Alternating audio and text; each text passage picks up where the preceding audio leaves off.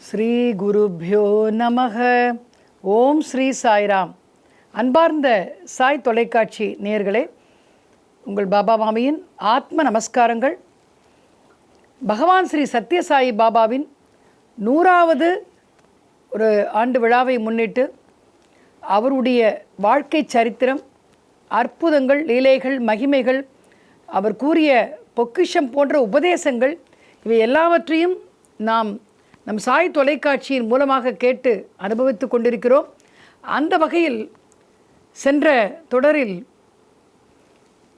சுவாமி தன்னுடைய பக்தர் ஒருவருக்கு சென்னையில் மருத்துவமனையில் அனுமதிக்கப்பட்டிருக்கிறார்.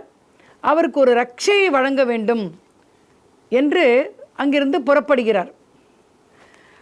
அந்த இரவு பொழுது, இந்த ராத்திரி பொழுதாக இருக்கிற காரணத்தால் அங்கே இருக்கிற அவருடைய பக்தர்கள் எல்லாம், சுவாமி இப்போது நீங்கள் செல்ல வேண்டாம், பகலில் பார்த்து கொள்ளலாம் என்று சொல்கிறார்கள். சுவாமி சரி என்று ஒத்துக்கொண்டு தன்னுடைய சூக்ஷ்ம சரீரத்தில் அங்கிருந்து செல்லலாம் என்பது போன்ற ஒரு தீர்மானத்தை எடுக்கிறார். அதற்கும் பக்தர்கள் அனுமதிக்கவில்லை. காரணம், பக்தர்களுக்கெல்லாம் ஒரு பயம். சுவாமி தன்னுடைய சூக்ஷ்ம சரீரத்தில் சென்று விட்டால் பிறகு திரும்ப வர வேண்டுமே. காரணம், சுவாமியை விட்டு பிரிய மனமில்லாமல் பக்தர்கள் எப்போதும் அவரை சூழ்ந்து கொண்டு இருக்கிறார்கள். பக்தர்களுடைய என்ன நினைக்கிறார்களோ எல்லாவற்றிற்கும் அன்போடு அவருடைய கோரிக்கைக்கு செவிசாய்க்கக்கூடியவர் நம்முடைய சுவாமி. அதற்கும் அவர் சுவாமி சரி என்று சொல்கிறார். பிறகு என்னதான் தீர்வு? உடனே பக்தர்கள் என்ன சொல்கிறார்கள்? சுவாமி, யாரிடமாவது கொடுத்து அனுப்பிவிடுங்களேன் என்று சொல்கிறார்கள். உடனே சுவாமி சிரித்து கொண்டே, சரி இப்போது எல்லாரும் தூங்க செல்வோம், இரவு பொழுது ஆகிவிட்டதா சொல்லிவிட்டு எல்லோரும் தூங்கப் போகிறார்கள். அப்போது ஒருவரை மட்டும் அழைக்கிறார். நான் இந்த ரட்சையை இப்போது உன்னிடத்தில் தருகிறேன், நீ அதை உன்னுடைய இடுப்பு துணியில் இருக்க கட்டி கொள்ள வேண்டும். நான் எப்பொழுது கேட்கிறேனோ அப்பொழுது திரும்ப தர வேண்டும் என்று சொல்கிறார். அவரும் சரி என்று தன்னுடைய இடுப்பு துணியில் இருக்க கட்டி கொண்டு எல்லோரும் உறங்கச் சென்று விடுகிறார்கள். நடுநிசி பொழுது. அந்த நேரத்தில் திடீரென்று எல்லோரையும் எழுப்புகிறார். எல்லோரும் எழுந்து ஏதோ சுவாமி ஏதோ ஒரு வேடிக்கை நிகழ்த்தப் போகிறார் என்று ஆர்வமாக எழுந்து இந்த ராத்திரி பொழுதில் எதற்கு எழுப்பினார் என்று பார்த்து கொண்டிருக்கிறார்கள். அப்பொழுது அந்த ரட்சையை யாரிடம் அளித்தாரோ அவனையும் எழுப்புகிறார். அவன் எழுந்திருந்து, என்ன சுவாமி என்று கேட்டபொழுது, நான் உன்னிடம் இரவு படுக்கச் செல்வதற்கு முன் ரட்சையை கொடுத்தேன் அல்லவா, அதை என்னிடம் திரும்பித்தா என்று கேட்கிறார். அவன் சரி என்று தன்னுடைய அந்த இடுப்பு துணியில் கட்டியிருந்த முடிச்சியை அவிழ்க்க பார்க்கும் பொழுது அங்கு ரட்சை காணப்படவில்லை. அவனுக்கு ஒரே அதிர்ச்சி. 2-3 முடிச்சுக்களை போட்டு, சுவாமி பத்திரமாக வைத்துக்கொள் என்று என்னிடத்தில் கொடுத்திருக்கிறார், 2-3 முடிச்சுக்களை போட்டு நன்றாக கட்டி வைத்தேனே, அது எங்கே போயிற்று, எப்படி காணாமல் போயிற்று? நான் திரும்பி புரண்டு படுக்கும் ஒரு இயல்பு கூட இல்லாதவன், ஒரே இடத்தில் நான் ஒரே நிலையில் கிடப்பவன், எப்படி அந்த ரட்சை காணாமல் போய்விட்டது, மாயமால் போய்விட்டது? இப்பொழுது நான் சுவாமிக்கு என்ன பதில் சொல்வேன் என்று குழப்பத்தோடு திகைப்போடு, சுவாமி என்னை மன்னித்து விடுங்கள், எனக்கு தெரியாது என்று சொல்லும்பொழுது சுவாமி சிரிக்கிறாராம். அப்போது எல்லோருக்கும், அங்கே இருக்கிற எல்லோருக்கும் அது புரிந்து விட்டது. சுவாமியால் நிகழ்த்தப்படுகின்ற சில காரியங்கள், சில விஷயங்கள் சாமானிய மனிதர்களால் நிகழ்த்த முடியாது என்ற பக்குவத்தை அவர்கள் உணர்கிறார்கள். சுவாமி பிறகு அது காலையில் அங்கு வந்து அந்த நோயாளியுடைய கையில் அந்த ரட்சையை கட்டி விடுகிறார். சில சமயங்களில் சுவாமியினுடைய ஒரு போக்கு, விசித்திர போக்கு பலருக்கும் புரிபடுவதில்லை. சில பக்தர்களுக்கு நோய்வாய்ப்படும் பொழுது பாதுகாப்பு ரட்சையை கொடுத்து கைகளில் கட்டிக்கொள்ள செய்கிறார். சிலருக்கு தாமே கட்டியும் விடுகிறார். சிலரை மருத்துவமனைக்கு சென்று மருந்துகள் உண்டு அறுவை சிகிச்சை செய்து கொள்ளுமாறு அறிவுறுத்துகிறார். சிலருக்கு தாமே தன்னுடைய கைகளால் அறுவை சிகிச்சை எந்திரங்களை வரவழைத்து அறுவை சிகிச்சை செய்து அனுப்புகிறார். சிலருக்கு மருத்துவமனை பக்கமே போக வேண்டாம், நேராக வீட்டிற்கு போ, உனக்கு எல்லாம் சரியாக போய்விட்டது என்று சொல்கிறார். ஏன் ஒவ்வொருவருக்கும் இவ்விதமான ஒரு வித்தியாசமான அணுகுமுறை, அப்ரோச் என்று எல்லோருக்குமே ஒரு சந்தேகம் வந்தது. பலர் சாமியிடம் இதை பற்றி கேட்டு இருக்கிறார்கள். அப்பொழுது சுவாமி என்ன சொன்னாலும், எல்லோரும் ஒரே மாதிரியாகவா எப்போதும் இருக்கிறார்கள்? ஒவ்வொருவருடைய கர்மாவிற்கேற்ப அதன் பலன்களும் அமையும். இப்பொழுது சுவாமியும் அடிக்கடி சொல்லுவார் இந்த வார்த்தையை, என் கூடவே வசித்து கொண்டிருக்கும், என் அருகிலேயே இருந்து கொண்டிருக்கும் உங்களிலேயே பலருக்கு என்னை புரிந்து கொள்ளும் மற்றும் என்னுடைய செயல்பாடுகளை புரிந்து கொள்ளும் பக்குவம் இல்லாத நிலையில் இருக்கிறீர்கள். அப்படி வெளியில் இருக்கும்போருக்கு எப்படி அந்த பக்குவ நிலை வரும்? ஆகையால் பக்குவம் என்பது ஏதோ நீங்கள் நினைப்பது போல வயதாகரால் வரும் பக்குவம், ஏட்டுச் சுரக்காய் என்று சொல்லக்கூடிய மிகுந்த நூல்களை படித்ததால் வரும் பக்குவம் என்பது அல்ல. பக்குவம் என்பது எவர் ஒருவர் உள்ளத்தை மனதை ஒருங்கிணைத்து ஒருமுகப்படுத்தி கர்வமின்றி துளியும் பெருமை அகம்பாவமின்றி எப்போதும் இறைப்பணியை மட்டுமல்லாமல் சமூக பணியும் சேர்த்து அவன் எந்த நாளும் சதா சர்வ காலமும் அதை பற்றி சிந்தித்து கொண்டு இறைவனை பற்றியும் சிந்தித்து கொண்டிருக்கிறானோ அவர்களுக்கு மட்டும்தான் அந்த சத்தியம் என்ன, இறைவனுடைய அருள் எப்படி கிடைக்க முடியும் என்பதை நன்றாக உணரக்கூடிய ஒரு பக்குவம் பெற்றவர்கள். ஆக வயதானால் பக்குவம் அடையும் என்பது அதை உண்மையாக ஒப்புக்கொள்ள முடியாது. இப்படி பலருக்கும் பலவிதமான உபதேசங்களை சுவாமி வழங்குகிறார். மனதை ஒருமுகப்படுத்தி தியானம் செய்யுங்கள் என்று பலருக்கும் சொல்கிறார். இந்த மனதை ஒருமுகப்படுத்துவது என்பதுதான் இருப்பதிலேயே மிகவும் கஷ்டமான ஒரு காரியம். அது வேறு என்ன வேண்டுமானாலும் செய்துவிடலாம். பல மணி நேரங்கள் உட்கார்ந்து பூஜை செய்யும் ஒருவருக்கு 5 நிமிடங்கள் மனதை ஒருமுகப்படுத்தி ஒரே சிந்தனையில் இறைவனை நோக்கி தியானிப்பது மிகவும் கடினமான செயலாகப்படுகிறது. அப்படி மனதை ஒருங்கிணைக்கும் பொழுது இந்த சிதறும் சிந்தனைகள் எங்கெங்கெல்லாமோ டைவர்ஷன் என்று சொல்வார்கள் அல்லவா, அதுபோல சிந்தனைகள் எல்லாம் சிதறி ஓடுமே. அது எல்லாவற்றையும் விட்டு துறந்து எல்லாவற்றையும் மறந்து ஒரே முகமாக இறைவனை நோக்கி செல்லக்கூடிய அந்த பயணத்தில் சென்று கொண்டிருந்தால் நம்முடைய அந்த இறைவனை அடையும் இறைவனுடைய அருளை பெறும் அந்த ஒரு பலன் நமக்கு நிச்சயமாக கிடைக்கும். அதற்காகத்தான் சுவாமி எல்லோரிடமும் ஒருமுகப்படுத்து, தியானம் செய், பூஜை செய், சடங்கு வழிபாடுகளை பின்பற்று, மனதை ஒருமுகப்படுத்து என்று சொல்லிக் கொண்டிருக்கிறார். இந்த ஒருமுகப்பட்ட மனதில்தான் நமக்குடைய இந்த சஞ்சலங்கள் நேராது, சந்தேகம் வராது. மனதை ஒருமுகப்படுத்த சொல்வதற்கும் இன்னொரு மிகப்பெரிய ஒரு காரணம் இருக்கிறது. அந்த காரணம் என்னவென்றால், மனது ஒருமுகப்பட்டு விட்டால் நமக்கு சுவாமி மீது சந்தேகம் வராது. சந்தேகம் வரவில்லை என்றால் அங்கே நம்பிக்கை அதிகமாக ஊற்றெடுக்கும். அந்த நம்பிக்கை இருக்கும் பொழுது நாம் எதிர்பார்த்த செயல்கள் காரியங்கள் எல்லாமே கைகூடும். இதுதான் இந்த ரகசியம். இப்போ நிறைய பேருக்கு சுவாமி கூப்பிட்டு ஏன் இந்த பூஜை வழிமுறைகளை விட்டுவிட்டாய், ஏன் இந்த சம்பிரதாயங்களை செய்யவில்லை, அதற்கான காரணம் என்ன என்பதை பற்றியும் சொல்லுகிறார். அது போன்ற ஒரு அற்புதத்தை சித்ராவதி நதிக்கரையில் மணற்பரப்பில் ஒரு முறை நிகழ்த்துகிறார். நாம் இப்போது அந்த அற்புதத்தை பற்றி காண்போம். சுவாமி சித்ராவதி கடற்பரப்பில் மணல் கரையில் பல்வேறு அற்புதங்களை நிகழ்த்தியுள்ளார். அந்த சித்ராவதி நதி என்று சொன்னாலே எவ்வாறு துங்கபத்ரா நதியில் ஸ்ரீ ராகவேந்திர சுவாமிகள் நிகழ்த்திய அற்புதங்களை போன்றும், கோதாவரி நதிக்கரையில் நம்முடைய ஸ்ரீடி சமஸ்த சாய்நாதர் நிகழ்த்திய அற்புதங்களை போன்றும், சந்திரபாகா நதிக்கரையில் நம்முடைய பாண்டுரங்கன் நிகழ்த்திய அற்புதங்களைப் போலவும், சித்ராவதி நதி என்று சொன்னால் பகவான் ஸ்ரீ சத்ய சாய்பாபா நிகழ்த்திய அற்புதங்களும் ஏராளம் ஏராளம். அந்த மணற்பரப்பு முழுவதுமே அவர் எங்கு என்ன இருக்கிறது என்பதை நன்றாக அறிவார். ஒரு முறை என்ன ஆயிற்றா, அந்த மணற்பரப்பில் தன்னுடைய பக்தர்களோடு எல்லோருடன் சேர்ந்து அமர்ந்திருக்கிறார். எல்லோரும் அவரை சுற்றி இந்த கோகுலத்தில் இந்த பசுக்கள் எல்லாம் இந்த கிருஷ்ண பரமாத்மாவை சுற்றி அமர்ந்து கொண்டிருப்பதை போன்ற ஆர்வத்தோடு அமர்ந்து கொண்டு அவர் சொல்ல எல்லாவற்றையும் கேட்டுக்கொண்டிருக்கிறார்கள். அப்போது திடீரென்று ஒரு அம்மையாரின் பக்கம் அவருடைய கவனம் திரும்புகிறது. நீங்கள் ஏன் இந்த ஜபமாலையை ஜபிப்பதை விட்டுவிட்டீர்கள்? எப்போதும் ஜபித்து கொண்டிருப்பீர்கள் அல்லவா, சிறிது காலமாக நீங்கள் ஜபிக்கும் பழக்கத்தை விட்டுவிட்டீர்கள், ஏன் அப்படி செய்தீர்கள் என்று கேட்டாராம். திடீரென்று சுவாமி இவ்வாறு கேட்டவுடன் அவருக்கு என்ன சொல்வதென்று புரியவில்லை. உடனடியாக அவருக்கு பதில் இருந்தது, ஆனாலும் தயக்கத்தோடு அவர் என்ன சொல்வது எப்படி சொல்வது என்று யோசித்து கொண்டிருந்தார். சுவாமியே தொடர்ந்து அவரை பார்த்து, எனக்கு நன்றாக தெரியும், அந்த காரணம் என்னவென்பதை நான் அறிவேன், உங்களுடைய ஜபமாலை தொலைந்து விட்டது, அதுதானே காரணம் என்று கேட்டாராம். அவருக்கு மிகவும் ஆச்சரியப்பட்டாராம். ஆமாம் சுவாமி, என் ஜபமாலை தொலைந்து விட்டது, இதோ உங்கள் ஜபமாலை என்று சொல்லி அந்த ஏதோ ஒரு பையில் கைவிட்டு எடுப்பதை போன்று சித்ராவதி அந்த நதிக்கரையினுடைய மணற்பரப்பில் தன்னுடைய கைகளை நுழைத்து மணலுக்குள்ளிருந்து ஒரு ஜபமாலை எடுத்து அந்த அம்மாவின் கையில் கொடுத்தாராம். அந்த ஜபமாலை பெற்றுக்கொண்டவுடன் அவருக்கு கண்களில் தண்ணீர் வழிகிறது, அழுகிறார் அவர். இந்த ஜபமாலை பற்றி உனக்கு தெரியுமா என்று கேட்கிறார் சுவாமி.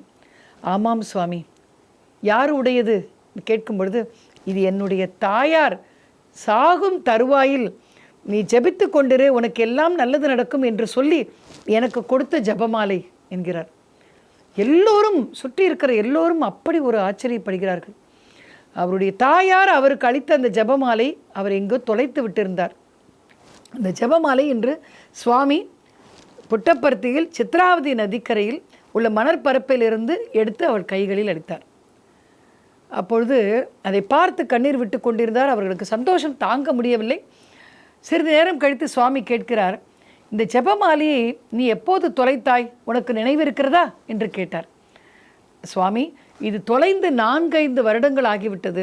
நான் பெங்களூரில் வசித்த பொழுதே இதை தொலைத்து விட்டேன். என்னுடைய அம்மையார் சாகும் தருவாயில் இதை பத்திரமாக வைத்துக்கொள் என்று சொல்லி என்னிடம் கொடுத்தார்கள். அது எப்படி என்னை விட்டு சென்றது என்று தெரியவில்லை என்று சொன்னாராம். எப்படிப்பட்ட ஒரு அற்புதம் பாருங்கள்! இது பெங்களூரில் 4-5 வருடங்களுக்கு முன்னால் எங்கேயோ தொலைத்த அந்த ஜெபமாலை புட்டபர்த்தியில் 4-5 வருடங்களுக்கு பிறகு சித்ராவதி நதிக்கரையில் அந்த மணற்பரப்பிலிருந்து எடுத்து அவர் கைகளில், அந்த பக்தரின் கைகளில் சுவாமி அளித்தார் என்று சொல்லும் பொழுது, கருணையே உருவான அந்த தாய் உள்ளம், அற்புதங்கள் அனைத்தையும் தன்னடக்கிய அந்த பகவானுடைய ஒரு திருவுருவம், இரண்டையும் சேர்த்து பார்க்கும் பொழுது எவ்வளவு பிரமிப்பாக இருக்கிறது நமக்கு. எல்லோரும் ஆச்சரியப்பட்டார்கள், இது எப்படி சாத்தியமாகும் என்று. பகவானுக்கு மட்டுமே அது சாத்தியம். சாமானிய மனிதர்களுக்கு அதை பற்றி கற்பனை கூட செய்ய முடியாது. ஆக அந்த ஜெபமாலை கைகளில் கிடைத்தவுடன் எல்லோருக்கும் ஒரு சந்தேகம் வருகிறது. பொதுவாக மனிதனாக பிறந்தாலே அவன் சந்தேகத்திற்கு அப்பாற்பட்டவன் அல்ல.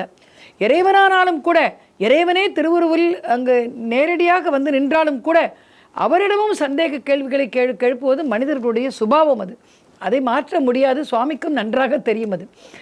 அது ஒருவர் கேட்கிறார், சுவாமி, இப்பொழுது இவருக்கு இவற்றையெல்லாம் சொல்லி எல்லாம் எடுத்து கொடுத்து எல்லாம் செய்தீர்கள், ஏன் எல்லோருக்கும் அது போன்று நிகழ்வதில்லை என்று கேட்டபொழுது, அடிக்கடி இந்த கேள்விகளை பக்தர்கள் எழுப்புவதுண்டு. அதனால் சுவாமியும் பொறுமையாக நிதானமாக அவர்களே உணர்ந்து கொள்ளுமாறு அதற்கேற்ற ஒரு பதிலை அற்புதமாக வழங்கக்கூடியவர் நம்முடைய சுவாமி. அதனால்தான் அவரை பகவான் ஸ்ரீ சத்யசாய்பாபா என்று போற்றுகின்றோம். சுவாமி என்ன சொன்னாராம், அந்த அம்மையாருடைய குடும்பத்தை பற்றி உங்களுக்கு என்ன தெரியும்? அவருடைய தாயார் மிகச்சிறந்த ஒரு தீவிரமான ஒரு பக்தை. அவர் எப்போதும் நாமத்தை ஜபித்து கொண்டிருப்பவர்.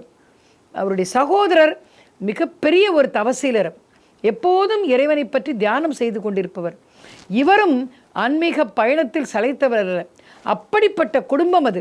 அந்த குடும்பத்தை சேர்ந்தவர்களிருந்து வந்திருக்கின்ற இந்த அம்மையார் இவருடைய தொலைத்த அந்த ஜபமாலை எடுத்து கொடுப்பதில் அந்த அந்த குடும்பத்திற்கே ஒரு நன்மை செய்த ஒரு சந்தோஷம் எனக்கு ஏற்படுகிறது என்று சொன்னவுடன் எல்லோருடைய கண்களும் பணித்தன.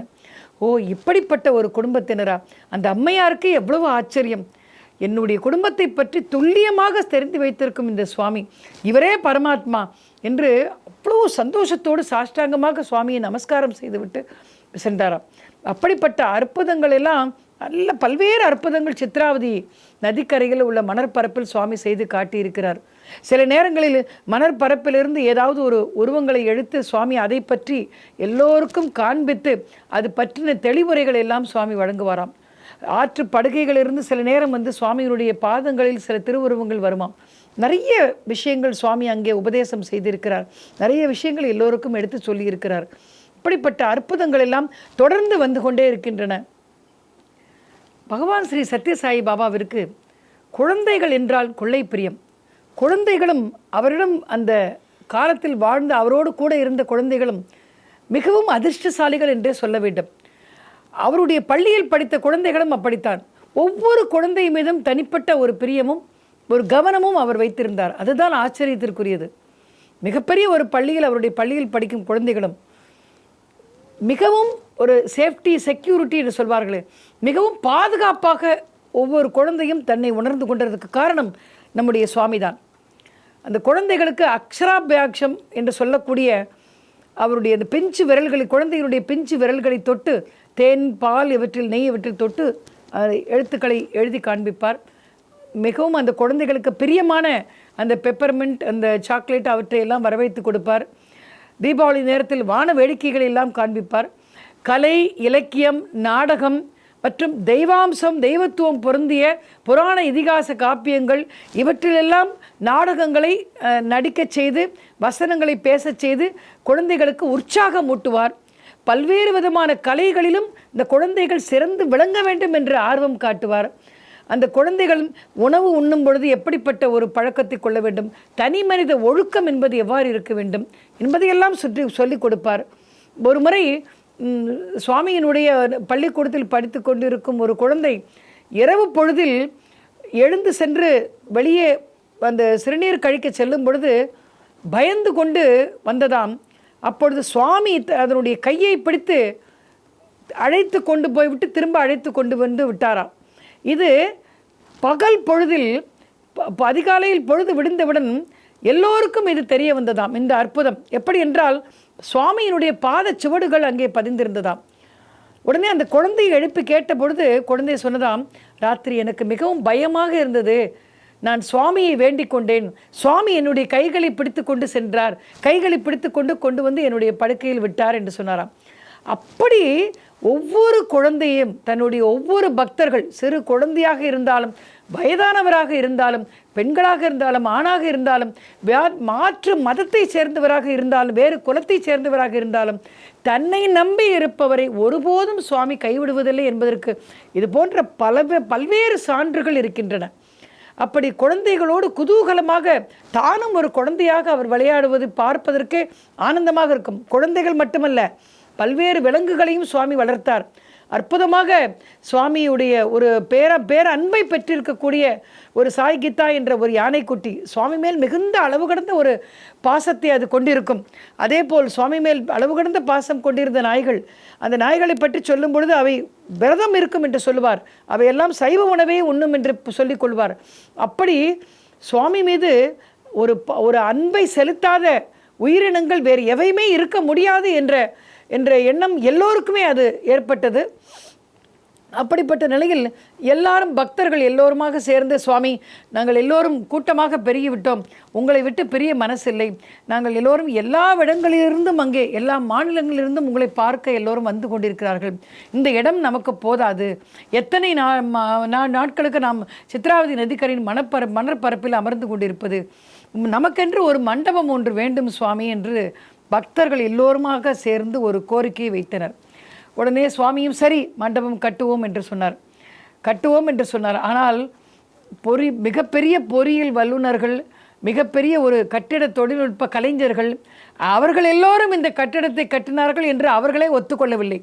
உண்மையாக அந்த வழிபாட்டு மண்டபங்கள் அந்த கட்டிடங்கள் எல்லாம் எழுப்பப்பட்டது யாரால் என்றால் நம்முடைய பகவான் ஸ்ரீ சத்ய சாயி பாபா அவனுடைய கருணையும் அவருடைய அந்த அற்புதங்களாலும் தான் அந்த கட்டிடமே நிர்மாணிக்கப்பட்டது, எழுப்பப்பட்டது என்ற உண்மையை அவர்களே கட்டிட வல்லுநர்களே ஒப்புக்கொண்டுள்ளார்கள். அப்படிப்பட்ட சம்பவம் மிக மிக அற்புதமான சம்பவங்கள் அங்கே நடந்துள்ளன. அவற்றை பற்றி நாம் இப்போது காண்போம்.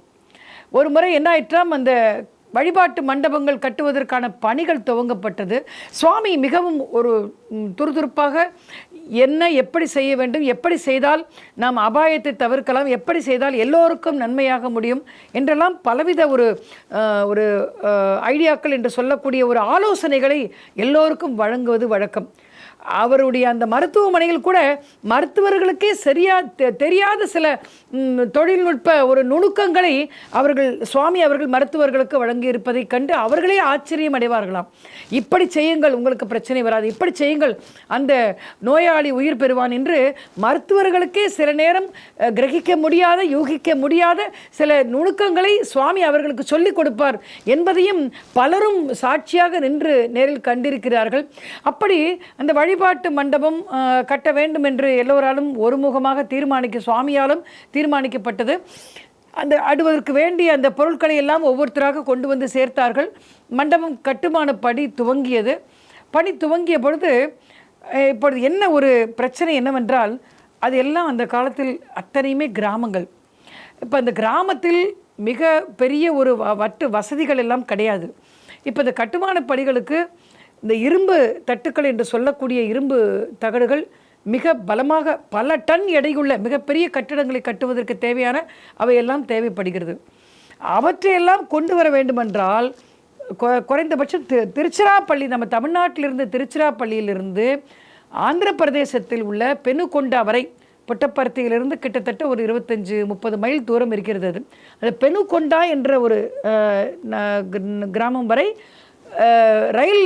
ரயில் மூலமாக கொண்டு வர வேண்டும். பிறகு அங்கிருந்து மிகப்பெரிய ஒரு போராட்டம் அங்கு ஏற்பட்டது. காரணம் என்னவென்றால், அங்கு கொண்டு வந்த இரும்பு தகடுகளை எப்படி புட்டப்பர்த்திக்கு கொண்டு செல்வது என்ற ஒரு சந்தேகத்தில் எல்லோருமே பயந்து கொண்டு இதை எப்படி இந்த காரியத்தில் இறங்குவது என்று யோசிக்க ஆரம்பித்தார்கள். இதற்கு என்ன காரணம் என்று சொன்னால், பெனுகொண்டா ரயில் நிலையத்திலிருந்து கிளம்பி அந்த சாலைகள் அப்போது தார் சாலைகள் எல்லாம் கிடையாது. கிராமத்தில் இந்த செம்மண் சாலைகள், மழை பெய்து எல்லாமே களிமண்ணாக உருண்டு திரண்டு அந்த வழுக்கும் அந்த சாலைகள். அந்த சாலை பகுதி வழியாக மிகப்பெரிய பல டன் நிறைந்த அந்த இரும்பு தகடுகளை கொண்டு செல்ல வேண்டும். அதுவும் அந்த சாலைகள் எப்படி இருந்தது தெரியுமா? குறுகியதாக வளைந்தும் நெளிந்தும் இருந்த அந்த சாலைகள். அந்த சாலைகள் வழியாக அந்த இரும்பு தகடுகளை கொண்டு செல்ல வேண்டும். அதையும் தாண்டினால் அங்கே ஓடை, மணற்பரப்பு அதெல்லாம் இருக்கிறது. சரி, அவற்றையும் தாண்டுவதாக வைத்துக்கொள்வோம். அங்கே சித்ராவதி நதிக்கரையினுடைய மணற்பரப்பு மிக நீண்ட மணற்பரப்பு உள்ளது. மணலுக்கு அடியில் செல்வது என்பது, மணலை தொலைத்து கொண்டு வண்டி செல்வது என்பது நடவாத காரியம். ஆங்காங்கே அங்கே பிரிட்ஜ் என்று சொல்லக்கூடிய அந்த பாலங்கள் எல்லாம் உடைந்து விழுந்திருக்கின்றது. குறுகிய சாலைகள், மிகவும் வளைவுகள் நிறைந்த அந்த சாலைகள், நீளமான இரும்பு தண்டுகள், எப்படி அதை கொண்டு செல்ல முடியும்? இது எப்படி சாத்தியமாகும்? இது சாத்தியமே ஆகாது என்று கட்டிட வல்லுநர்களும் அந்த இன்ஜினியர்கள் என்று சொல்லக்கூடிய பொறியாளர்களும் கைவிரித்து விட்டார்கள். இது முடியாது, நம்மால் முடியாத காரியம் என்று சொல்லி அவர்கள் எல்லோரும் சென்று விட்டார்கள்.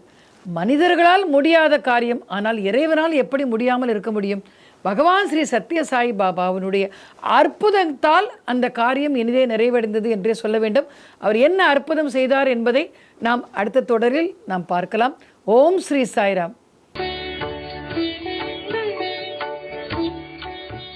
தமிழில் முதல் பக்தி சேனல் சாய் டிவி.